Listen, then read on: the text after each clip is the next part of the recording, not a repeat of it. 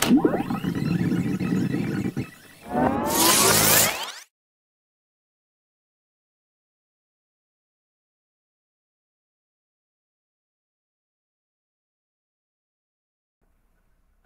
so hello everyone. This is Crypto Chum Trader. And right now, ituturo ko sa inyo kung ano yung pwede nyong gawin sa pumping market pag nahabol mo siya. If makakaposition ka pa ba ng another long position or pwede ka nang mag-short. Okay? So, i-explain ko sa inyo from the previous data. So, ito yung nag-pump yung market. Ito na yung pinaka-high niya which is happened November 15 pa. Okay? Ngayon, dito pababa niya, dito magkakaroon ng reaction si market sa mga pullback. So, 1, 2, 3, 4. Okay, ito yung pullback niya. 2, 3, 4, 5, 6, 7, 8. And this will be your lowest point. Okay? And ito yung highest point. So, kumbaga, isang buong structure na yan sa higher time frame. Ngayon, dito magkakaroon ng reaction si market dyan sa mga pullback na yan. I hope natutunan nyo yung pullback from the previous session. So, dyan magkakaroon siya ng reaction. So, dyan kayo mag-aabang ng short or possible long. Okay? Or yan yung mga POI niya na pwede nyong tignan. Next. Yung dito nilagay ko na information pero i-explain ko later for the sake of time. So, itong nangyari dito, natapos na siya and na-break na siya or nakuha na yung liquidity which is wala na to. Meron na lang tayo remaining pullback dito.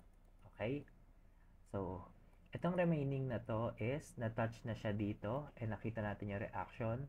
Ito, this is inducement or liquidity as a stepping stone. Matututunan niya rin yan sa ibang video. So, wala na to. So, currently, ito na yung nire-reach out ni price. Okay? Which is malapit na siya dyan. Diyan natin malaman kung tataas pa ba siya dito or magre-reverse na siya ulit pababa. So, ngayon, punta tayo dito sa lowest na to. Then, i-zoom out natin sa 15 minutes.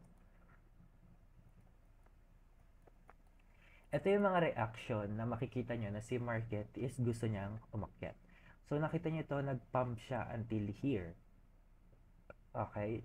Etong taas mo is your resistance. Then, bumaba si market, nagkaroon siya ng first low.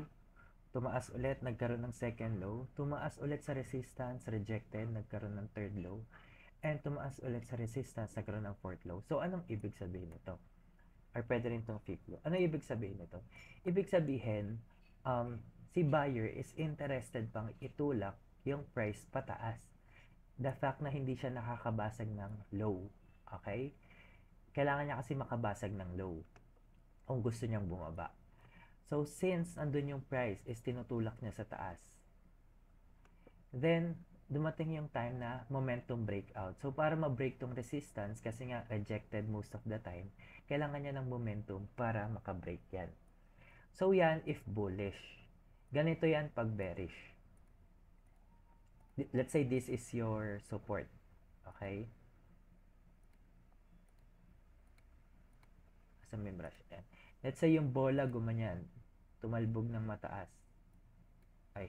Tumalbog ng mataas. The more na siya na tumatalbog sa support, the more na lang ihina yung momentum niya hanggang tumago siya na ganon. Okay? So, I hope clear yan.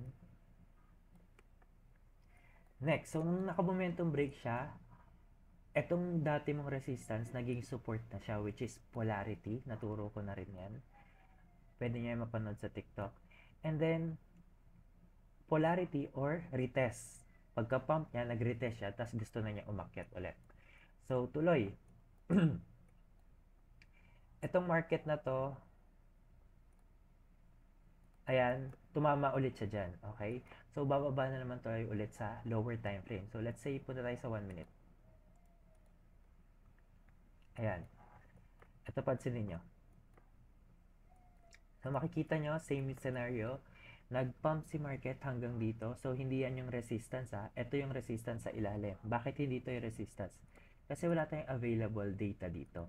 Hindi umaabot dyan yung price. Dito lang siya nagpakita ng abot niya. Okay? So, first low, second low, third low, and nakikita niyo yung price is willing pang umakyat until nag-breakout ulit momentum pataas. Okay? So, confirm ulit na gusto pa tumaas si market. Next, dito tayo.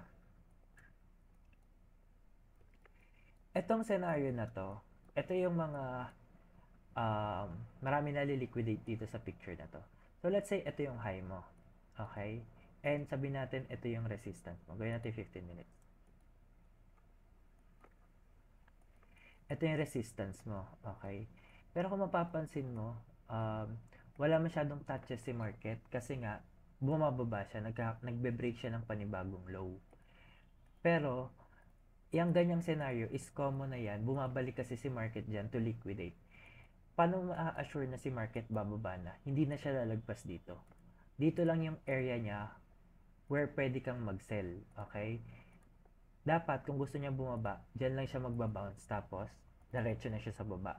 Kasi kailangan siya mang-liquidate dito ng mga pullback. Katulad nung dito sa previous session, ay previous data. Ganyan ang possible mangyayari dyan. Pero dahil nag-breakout na naman siya ng panibagong high, invalid na tong structure na to. Okay? Kung gusto niya bumaba, hanggang dito lang siya. Hindi yan lalagpas dito. Next. Tayo sa 1 minute. Okay. So, same thing. Ito, wala masyadong data. Nag-pump ulit si market. Hanggang dyan. Then, ito na yung high mo. Okay? High lang yan. Pero not resistance. Asan yung resistance mo? Yung resistance mo is yung nandito.